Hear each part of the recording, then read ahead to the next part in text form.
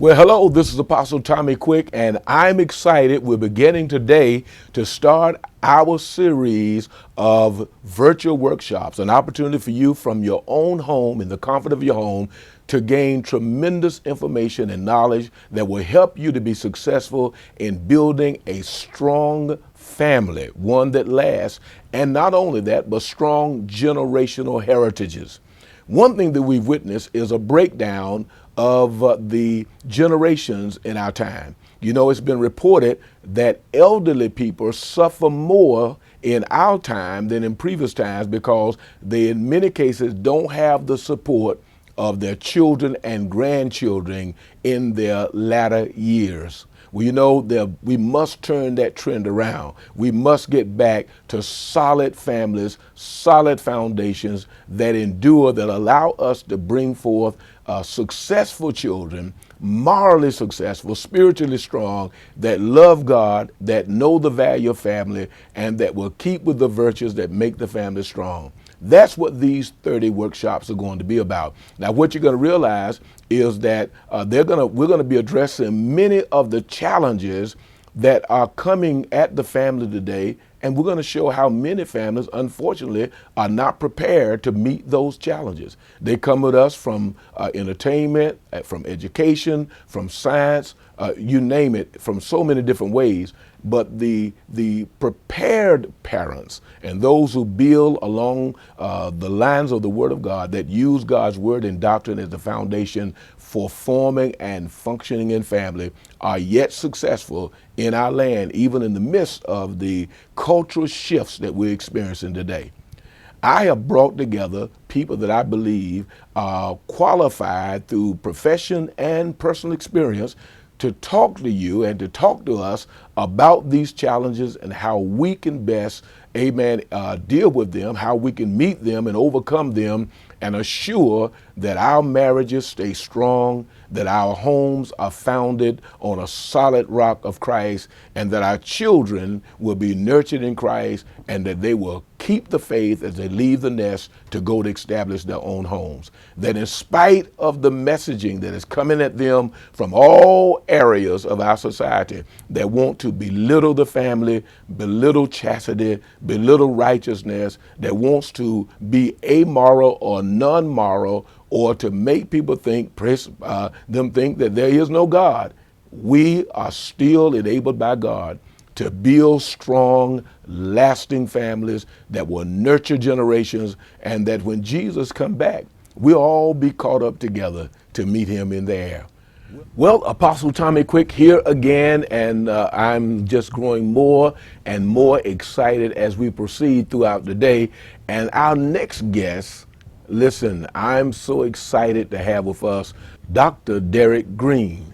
Now, the reason I'm excited about Dr. Derryck Green because he is a phenomenal individual, and he is doing a tremendous work, and he's an influencer across the country. He is a member and speaker for the National Advisory Council of the Project 21 National Leadership Network of Black Conservatives, and is a regular contributor to its sponsor, the National Center for Public Policy Research.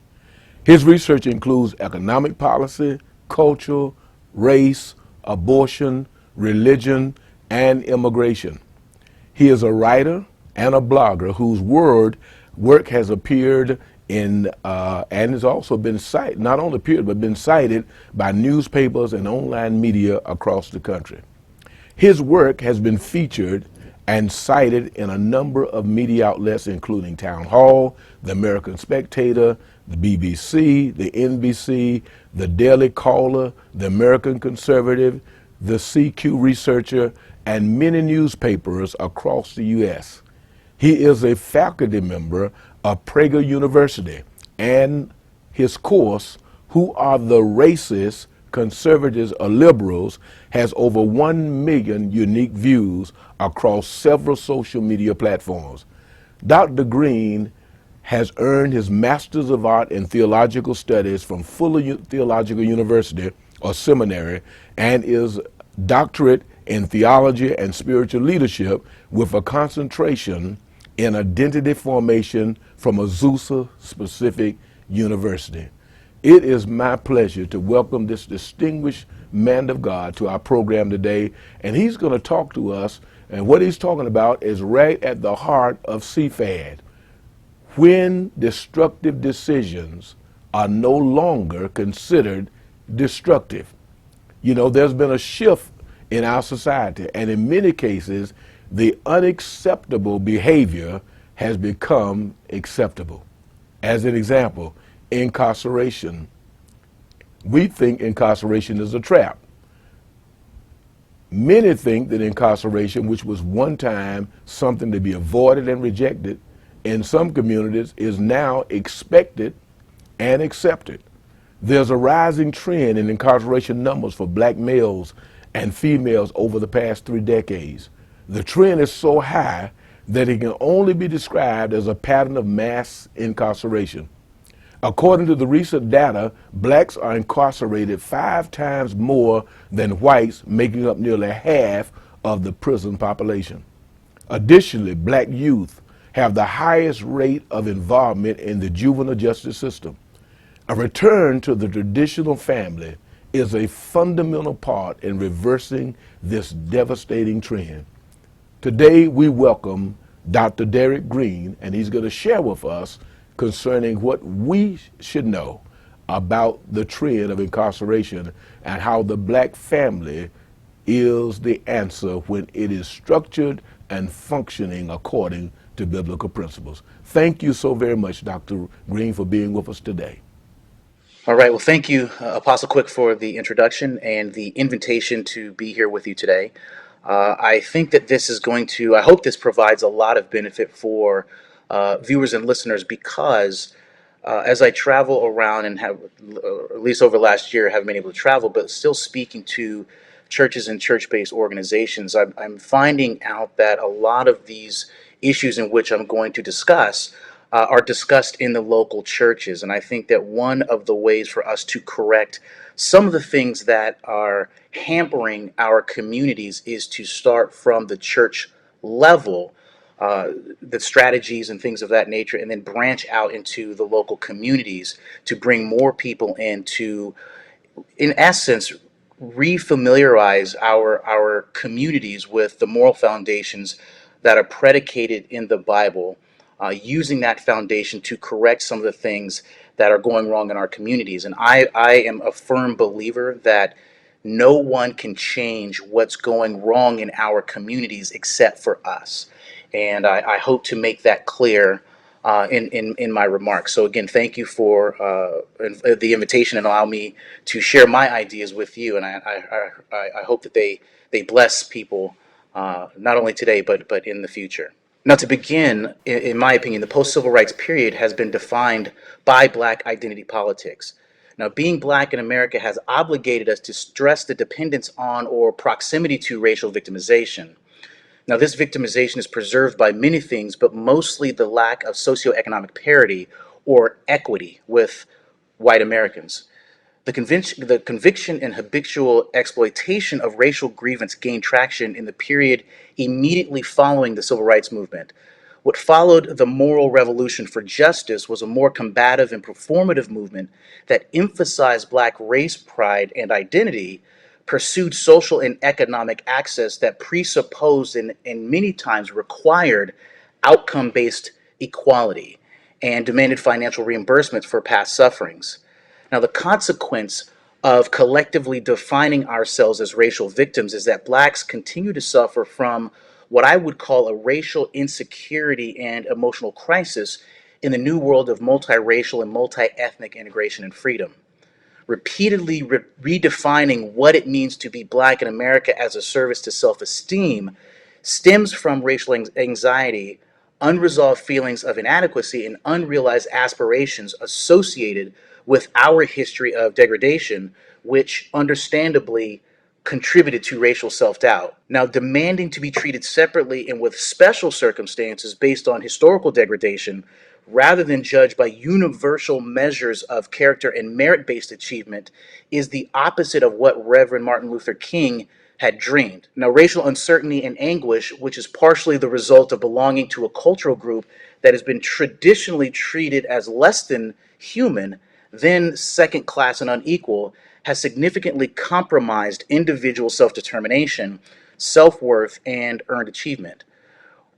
In essence, we're struggling through an identity crisis. And I think to a degree, it's defined as being almost singularly dependent upon Black identity and associated characteristics, such as cultural traits, ideological preferences and demands, political support and behavior, and the historical association with Black oppression and subsequent grievances, all of which precipitates entitlement. Now, it's further defined by the insistence that people, groups, and institutions, or society in general, treat blacks with a certain racial privilege, granting us special dispensations as compensation for historical discrimination.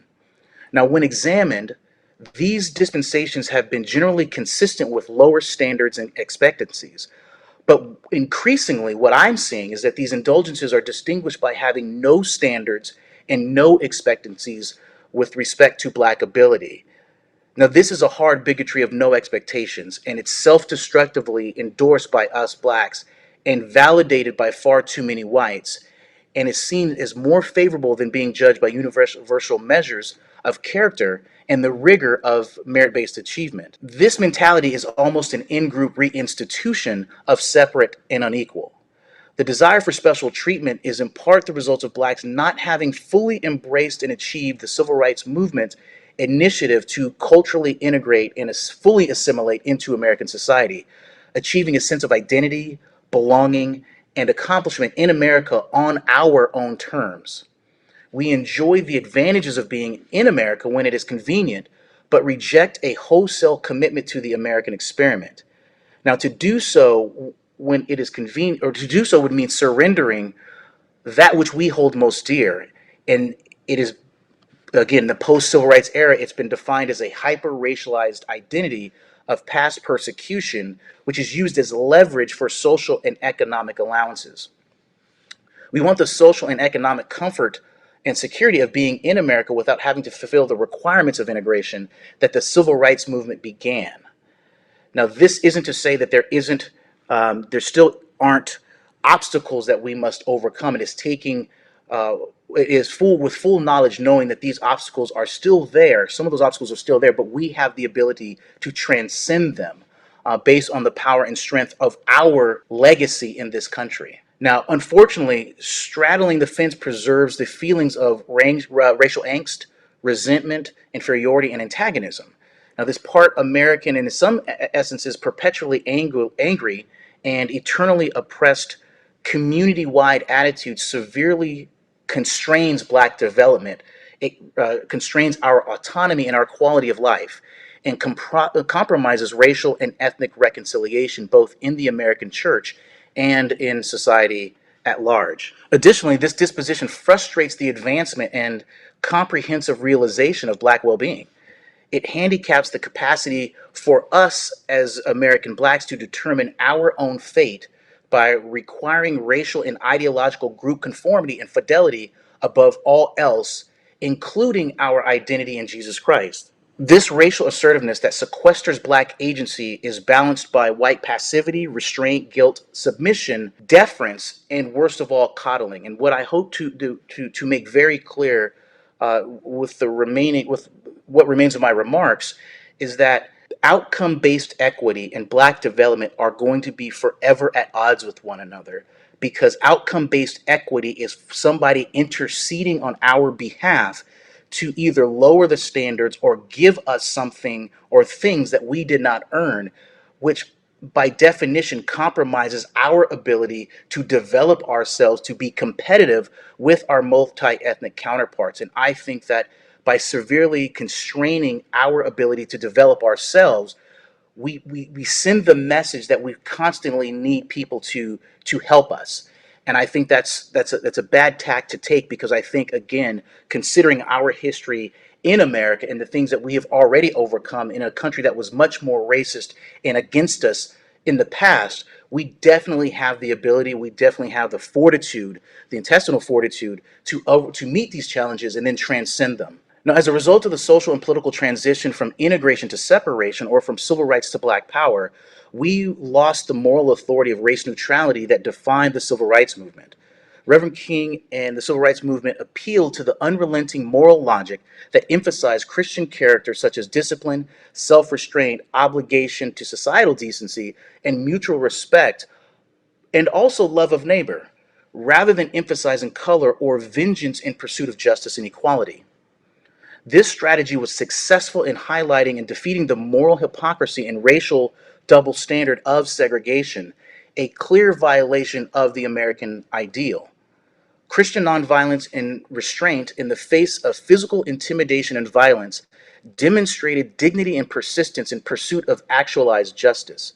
These virtues compelled the nation to make good on its claims of democracy, freedom, liberty, extending to blacks the same legally protected God given rights that are articulated in the Declaration of Independence and subsequently enumerated in the United States Constitution. The new racial protocol of black power and black identity politics, however, reversed this equation. Radical black identity politics required that blacks be judged primarily on the color of our skin and the past nature of racial oppression. Despite the noble ambitions of race neutrality, integration, and being seen as prevailing over past limitations resulting from systemic injustices, depicting us chiefly as helpless victims in need of external intervention has become conventional. In the eyes of our multi-ethnic counterparts, we have been infantilized, and I find that personally offensive. Consequently, this has effectively obstructed honest discussion regarding the remnants of racial discrimination, the contributing factors of economic disadvantages, and to what extent we, either passively or directly, have contributed to our own disadvantage. Embracing a militant and confrontational black identity irrevocably connected to chronic racial victimization has been detrimental to black civic and cultural development. It has tarnished the heritage and reputation of black religion, black politics, and our families and our character, all in content and practice. Now, hear me out. I'm not going to get too political, but I want to tell the truth about what the data is suggesting. Now, when it comes to politics, it's the reason that one political party very intentionally takes blacks for granted while the other political party ignores us altogether. It's why both political parties create deliberate and sometimes incoherent strategies of Hispanic outreach characterized by racial pandering rather than courting them or us by addressing issues that restores or augments a common humanity and affirms a common national identity. The political pursuit of Hispanics continues despite us as blacks representing a greater percentage of the electorate. Now, in the 2008 and 2012 elections, blacks represented slightly more than 12% and 13% of the electorate, respectively. During the same election cycles, Hispanics represented 7 and 8%, respectively. Now, though black voter representation dropped significantly from the two previous presidential cycles, blacks were still a greater percentage of the electorate in 2016 at 12% than Hispanics that were at 9%. Now, the 2020 election was an outlier. The exit polls show that both blacks and Hispanics represented 13% of the electorate. And we'll have to kind of wait till some more polling comes out, and have to wait to the next presidential election cycle to see if that maintains. But nevertheless, the two major political parties are fully aware that overall we vote in greater numbers than Hispanics. However, both parties are also abundantly aware that largely we limit ourselves because we only focus on race, and race only goes so far and not as far as it used to. Therefore, neither party shows an urgency or a desire to address these human issues that are important to us as blacks. So traditional race language is constantly, it just recycles itself, but it doesn't create anything new of value. Now, ironically, black group solidarity and the lack of religious influence keeps blacks voting almost exclusively for the political party and a political party that socially and politically reinforces this narrative of racial helplessness. It contributes to the diminishment of black cultural relevance and credibility, and it increasingly supports policies and social positions that clearly contradict and undermine traditional Christian beliefs, broadly speaking, but particularly in the African American tradition. Now, if we want to avoid becoming the social, religious, and political afterthought that many people think that we are, it's imperative that we move beyond the narrow confines of race. our identity shouldn't be so marginally defined. We should first re-embrace our Christian identity, rediscover our individuality, and then welcome full participation in the national experiment. Now, it begins by speaking more than the language of race.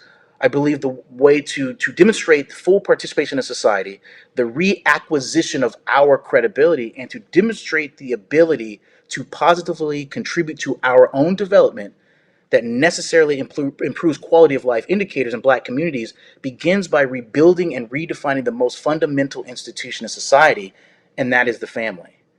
That lends itself to prioritizing those things that contribute to personal and social development within this institution.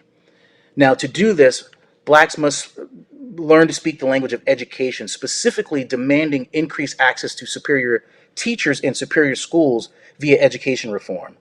We should demand that school vouchers, access to charter schools, the freedom to choose schools not determined by zip code, and other reforms that reflect the ultimatum to change the substandard educational status quo that has for generations deliberately underserved Black school children. Allowing Black parents, particularly poor Black parents in areas that lack resources, to move to neighborhoods with better schools, the power to choose what schools their children attend empowers both parents and the child, but it also facilitates a self-determination and self-reliance. Educational reform that includes school choice provides parents multiple options to choose better alternatives of academic instruction and preparation for their children. This provision allows parents greater interest and involvement in their child's education. Now, it's not enough for us to mouth half-hearted platitudes about wanting higher quality education for our children. And it's even harder to do when we habitually and uncompromisingly support a political party that devotedly restricts our freedom of educational choice and refuses to deliver meaningful quality schooling to Black school children, particularly in the inner cities, resulting from the political demands and monetary contributions from teachers' unions. Now, again, we've seen over the last year, over COVID, when our children have had to engage in distance learning, uh, what the teachers are doing based off of the unions. Now, people all the time, they don't understand that teachers unions is nothing more than a jobs program for teachers. Their priority is to employ teachers and to maintain that employment, to get them paid and to get them better benefits, which is fine, but that usually comes at the expense of school children. And as we've seen over the last year, in places like Los Angeles and New York and Chicago, that comes at the expense of our children. So they can't mouth that they want to improve the academic quality of Black school children and close the racial disparities between academic preparation,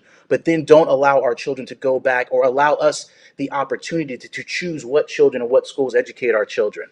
They can't have both at the same time. The intergenerational strategy of the education establishment has been to provide inferior education to Black children because teachers unions, again, as I said, are jobs programs for teachers. And they will continue this approach because we, as Black families, we allow it to happen until we don't. Moreover, Black families must also address the academic performance deficit by prioritizing academic achievement, but while firmly rejecting the idea that a culture that promotes and celebrates academic excellence is guilty of acting white or pursuing academic superiority is not authentically Black. We used to do this all the time, and there's a period of academic excellence in our communities, particularly when we were excluded from uh, uh, schools that whites went to. We simply said, okay, we're going to create platforms of education that are going to rival some of these white schools, and we did that in a number of areas in D.C. and in places in the South. So if we can do that in an America that was much more discriminatory against us during that time, we're able to do it now. And if we want to be taken seriously on our own terms, but also in comparison to others, we must reject the legitimization of mediocrity and failure that accompany affirmative action and other racial preference programs and diversity schemes. Besides being quota initiatives, these programs are a rationalized safety net that weakens our ability to compete with our multi-ethnic counterparts, as I said before.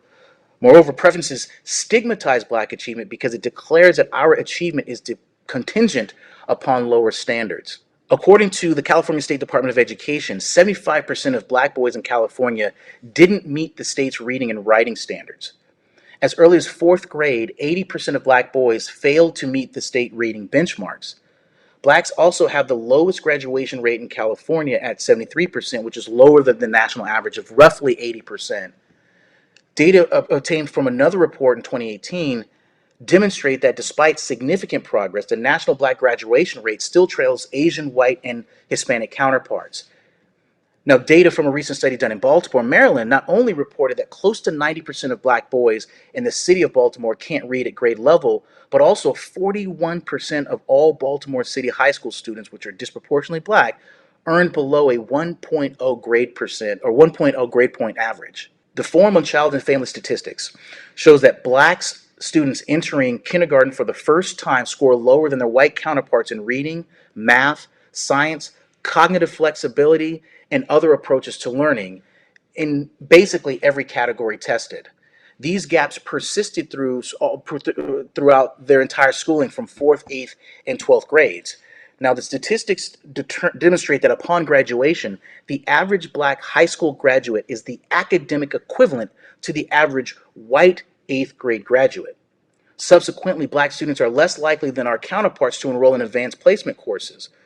Black students represent 14% of all AP students, but only 4% of those scoring at least a 3 on the exam, which is the minimum score required to receive college credit.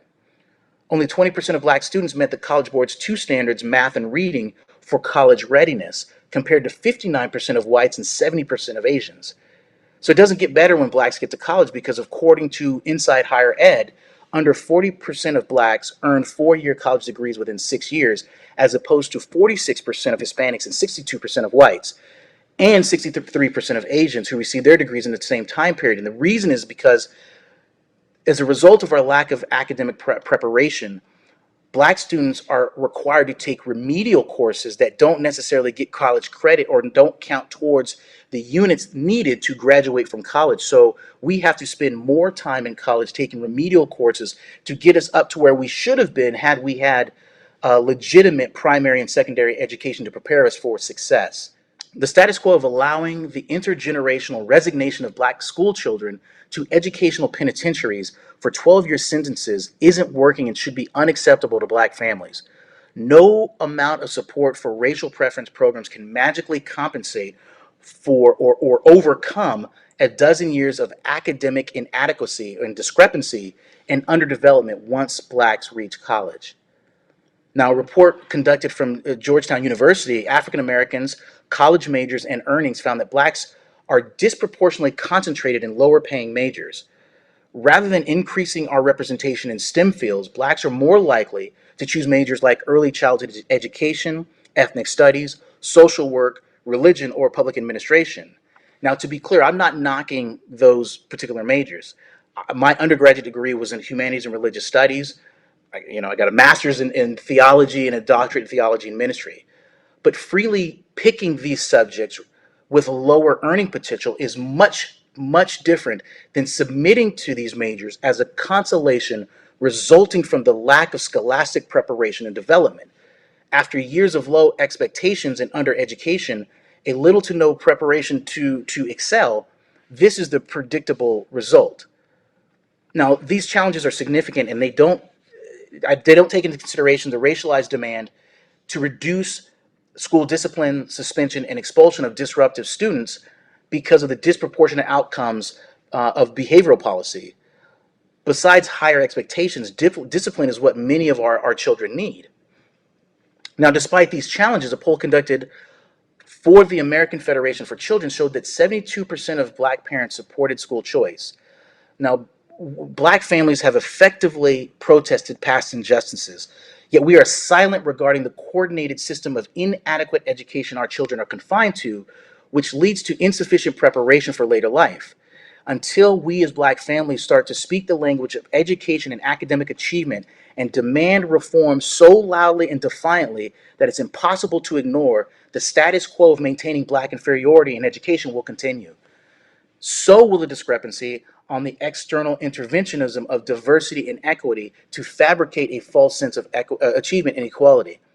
Now, let me explain this academic part a little bit more about why the teachers unions prevent our children from getting a good education. We have been deliberately and purposely underserved by substandard government schooling for generations, as I said previously. This is mostly due to the considerable influence on the teachers' unions. Now, I did some digging, and according to the Center for Responsive Politics, for more than 20 years, at least 90% of political donations given to teachers' unions have gone to the Democrat Party. In the 2018 election, 96% of political contributions given by teachers' unions went to Democrats. Therefore, it's no surprise that the Democrat Party is perpetuating the educational status quo rather than reforming public education and giving us as black parents more power to choose the schools that we want our children to attend. Now, this includes charter schools. Former President Barack Obama lauded the benefits of public education while sending his daughters, Sasha and Malia, to Sidwell Friends, a private Quaker school that at the time cost close to $40,000 per year per student. Now, to be clear, I'm not necessarily knocking or condemning Barack Obama for enjoying the freedom to choose how and where his daughters were educated, or other elected officials for deciding who educates their children and where. But I am condemning the immorality of exercising and flaunting these freedoms that are deliberately not extended to most parents who want the same ability to ensure their children receive the best possible academic preparation possible. My parents did the same thing. We didn't have a lot of money. My mother worked for the state. My dad worked for a local uh, gas company. They both were raised under Jim Crow in Mississippi and Texas. When they came out here, it was time for us to go to school. They kind of went to the schools and said, listen, we know what it's like to not have resources. We know what it's like not to be taken seriously as school children. We don't want the same for our children. So they made the sacrifices to put me in schools that were going to challenge me so that I could exceed. And they told me, no matter what you do in education, you have to try and do more to prove that you are just as good as your white counterparts, because they're going to look at you and simply based off of your skin think that you possess the inability to be proficient. So I had to try twice as hard, and I didn't like it because it meant more work. You don't understand those things when you're younger. As I got older and I started teaching in public schools and giving lectures to college students across the country, I realized what a benefit that was on the back end. And I think that more parents, given the ability to choose whether they want to pay for their children's education or put them in a higher performing public school, should be given that opportunity. The rationale, the moral rationale to prevent people doesn't fly. And I think that we need to call people out on that. Now, in addition to, and real quickly, I point out the Democrat Party and their being controlled by the teachers union. I'm not making the case that blacks should wholesale leave the Democrat Party and vote for Republicans, because Republicans haven't done much to earn our vote. But what I am saying is collectively declaring our political independence from both parties. That way, both parties have to work for our votes. And one of the ways they can do that is by improving education. And that would, in my opinion, would demonstrate what political party took our concerns seriously. As a side, Ron DeSantis, the governor of Florida, won the governorship in 2020, I believe 2018. I can't remember when he was elected, primarily on the strength of black women in the state of Florida. I think it was like 100,000 black women came out and voted for Ron DeSantis because he promised them the ability to choose what schools their children were going to go to and who educated their children. That was enough to put him over the edge. And he was running against a black candidate. Ron DeSantis is a Republican. Again, I'm not saying that you have to change your political affiliation, but what I am saying is he took those concerns seriously and was rewarded. And I think that, to me, is a microcosm of what could happen nationally if we are loud enough for them to not ignore us. The refusal of black families to fight diligently for better academic and economic opportunities for ourselves and our communities subscribes many of us to lives of indignity, while strategically faulting that life and humiliation on the continuance of racial victimization. In a perverse sense, it's a self-fulfilling prophecy that not only proves the invisible but manipulating hand of white supremacy and white privilege and racial discrimination, but reinforces an identity based on oppression. Now, having said that, we also must relearn the language of self-love. That begins by rebuilding our families. We need to prioritize the importance and virtue of marriage prior to having children.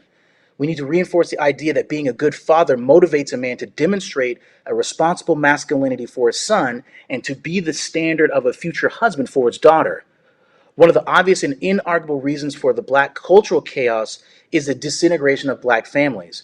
Now, according to the National Center of Health Statistics, 69% of black births were illegitimate compared to 28% for whites. The national non-immigrant illegitimate birth is at 40%. So overall, children born outside of wedlock for the country as a whole is 40%. Now, data collected by the U.S. Census Bureau show that 64% of children living or under the age of 18 live in single-parent households.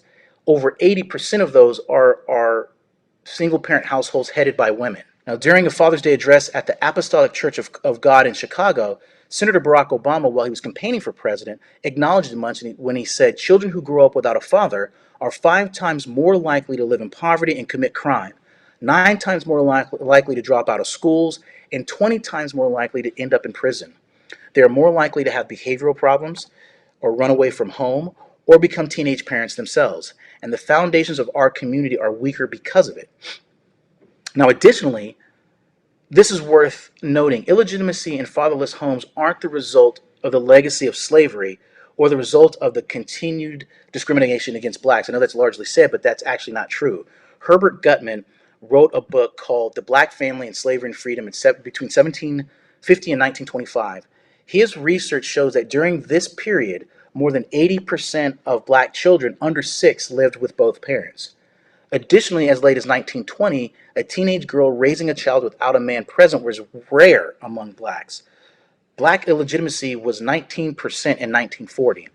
In the 1950s, it was roughly 18% of single-parent homes were headed by black women. Even the commonly cited Moynihan Report, technically known as the Negro Family, the Case for National Action, written by Assistant Secretary of Labor Daniel Patrick Moynihan, showed that black illegitimacy in 1964 was 25 or 24%, and black female-headed households was 25%. Both were much higher during that time than during the period immediately following the cessation of slavery, which undercuts the commonly held view, including by Moynihan himself, that slavery was the genesis of black family disintegration. In 2017, the black marriage rate was around 30%, whereas the national average is close to 50%. Black women are the least married demographic. 37% have never been married.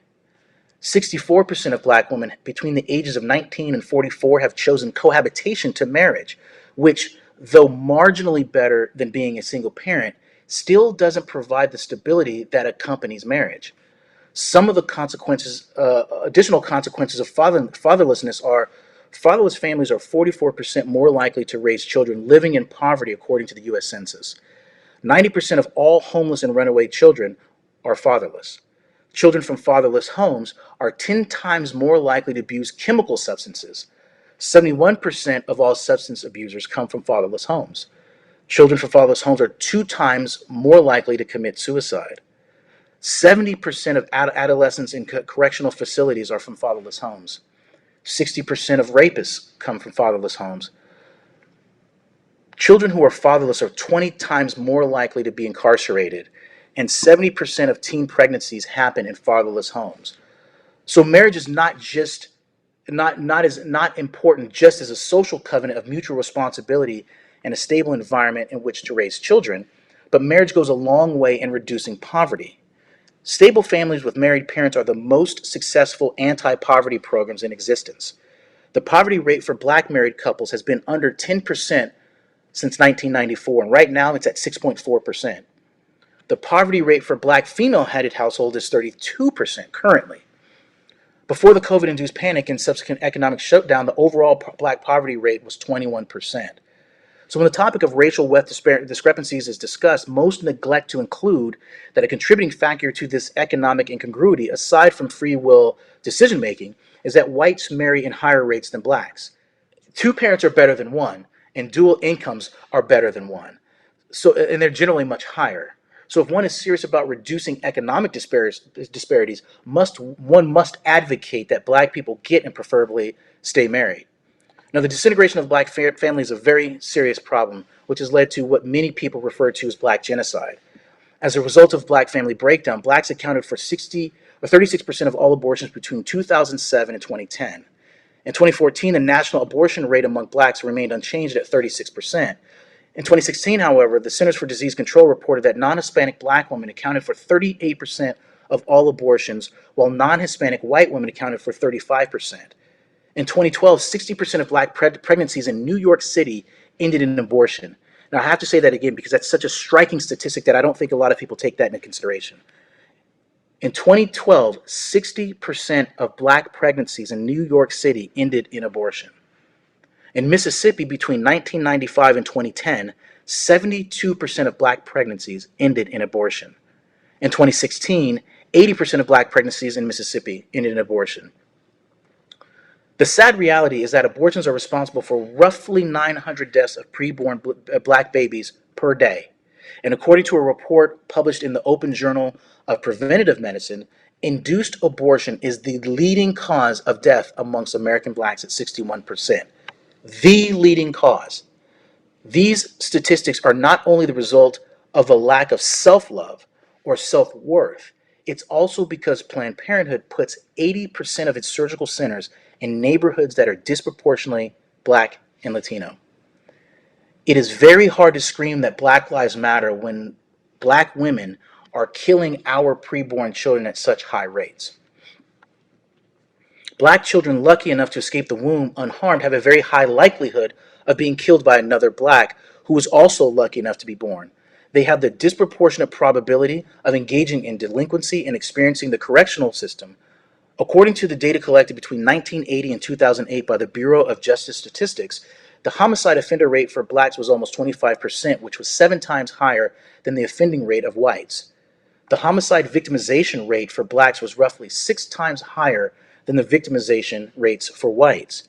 Blacks were also 47% of all homicide victims and 53% of all homicide offenders. During the same period, we accounted for 62% of all drug-related homicides compared to 37% committed by whites. Over 65% of all drug-related homicide offenders were blacks. Whites comprised 33%. According to the same report, blacks were 44% of felony murder victims and almost 60% of felony murder offenders. Blacks were also disproportionately represented in gun homicide rates, accounting for 51% of all victims and 57% of offenders. Black offenders committed 93% of all black homicides. The FBI statistics were no better. In 2012, out of the almost 2,700 black victims of homicides, blacks were responsible for over 2,400.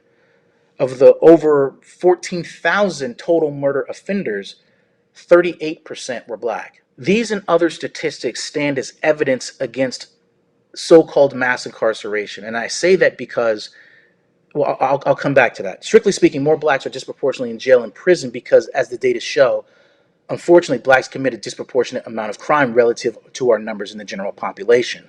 In today's cultural climate, observing data and accurately reporting it, especially when it casts us in a bad light, is considered taboo. But if we want to solve the problem, we must speak honestly about it. Data and common sense show that stable families reduce criminal activity.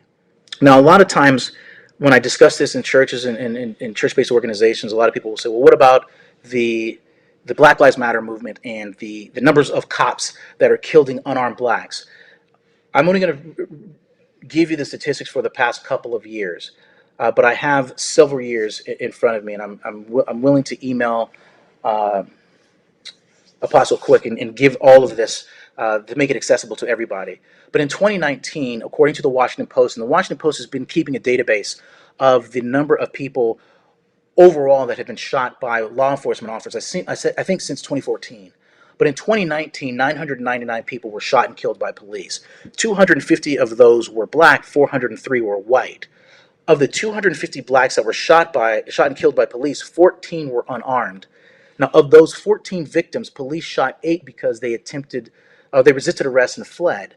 So out of that number, only 5 unarmed blacks were shot and killed by police, if we take into consideration those who didn't flee or try to attack the officer.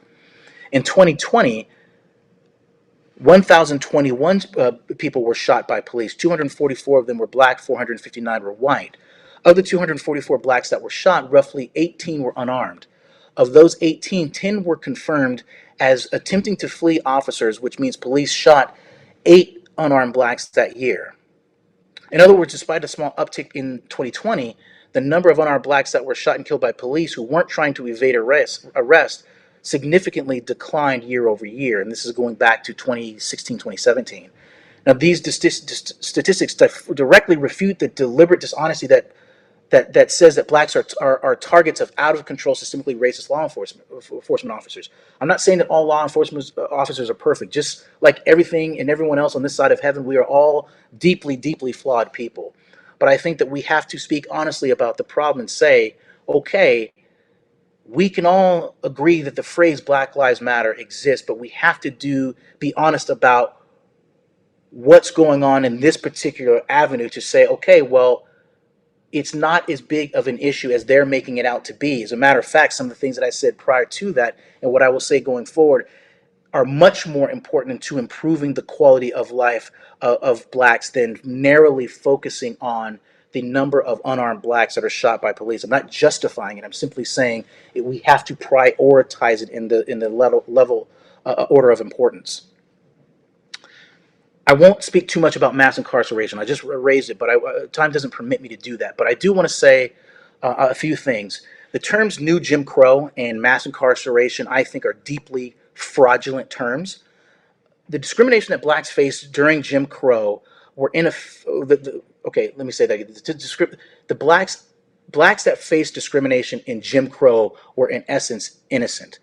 Their crime, if one wants to use that term, resulted from being born black and the social stereotypes that were created and perpetuated about blacks. When we take the terminology of Jim Crow in reference to the high rate of blacks in penitentiaries, those who use the term insinuate that those blacks too are only imprisoned because they're black without regard to the actions that justify imprisonment. To do this trivializes what blacks endured in Jim Crow because they were innocent. It minimizes the crimes committed by black prisoners, but it also belittles the victims of those crimes. Now remember, most crime is intra-racial, means it happens internally. So the majority of the crime that happens to blacks is perpetuated by blacks. The majority of crimes that happens to whites happens by whites.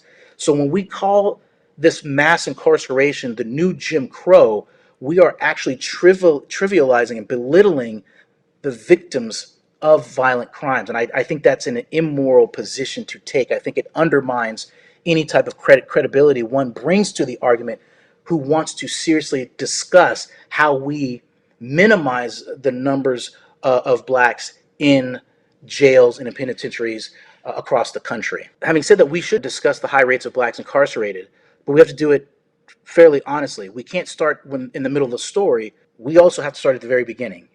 And as I said before, at the very beginning, the reason why so many blacks are in penitentiaries across the country is because they come from fatherless homes.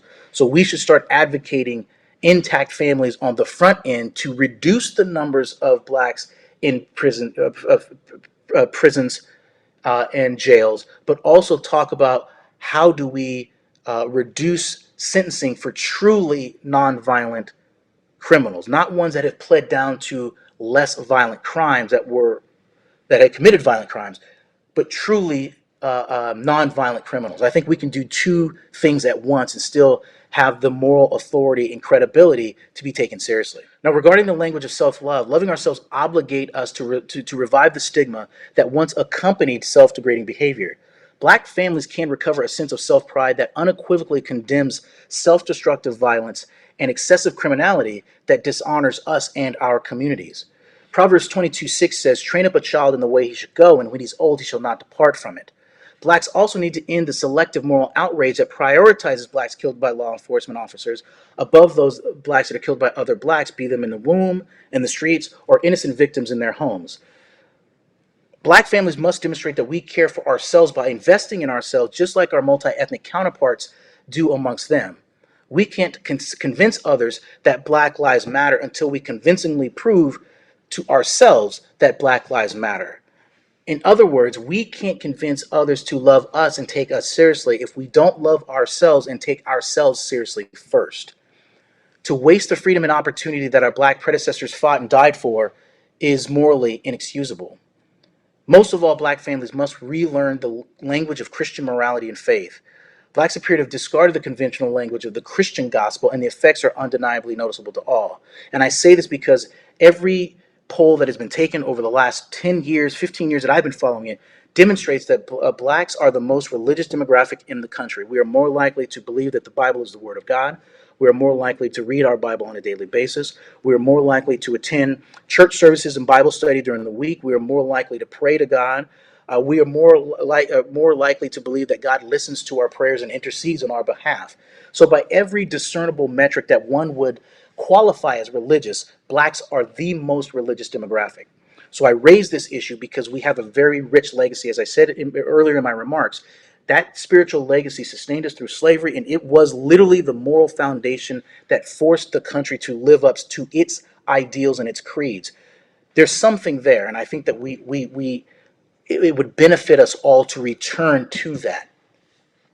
In some respects, too many blacks have embraced an oppositional mentality and act as if they embrace what I said earlier about having lower standards for ourselves when compared to other people. We've also acquiesced ourselves to this imprudence, and it has revealed itself in a number of socioeconomic challenges.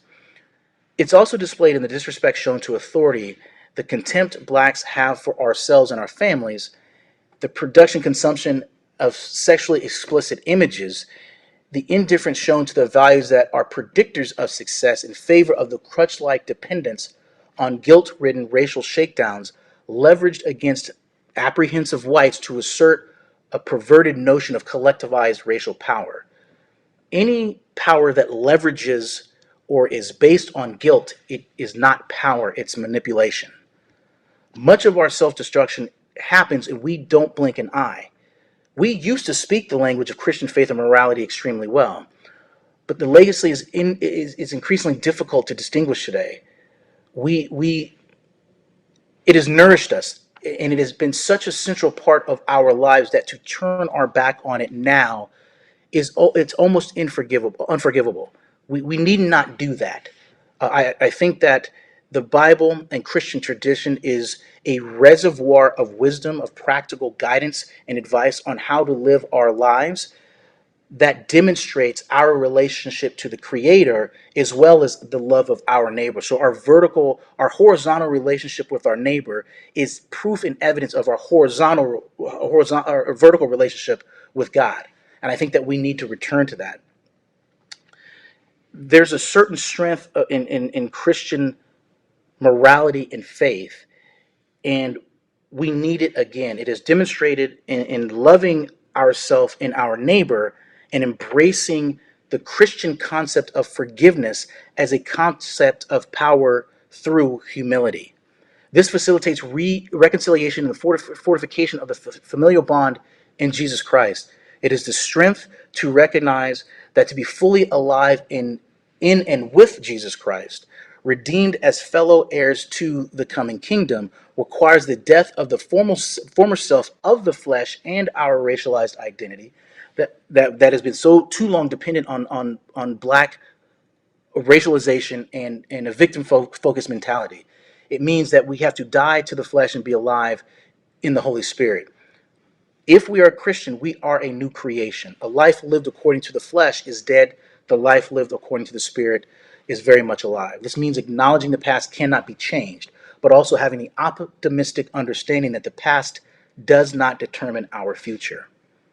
Now, all of these issues I think that I've talked about today are important, but I think the last one is the most important.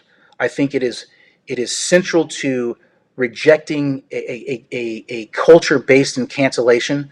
Again, just like black development and outcome based equity are at odds, cancel culture or this manipulation of power leveraged against guilt is incompatible with forgiveness.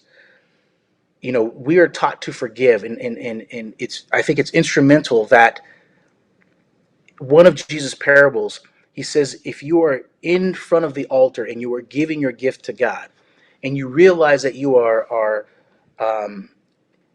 you're in an improper relationship with your brother, you're at odds with your brother, leave your gift at the altar and first be reconciled to your brother.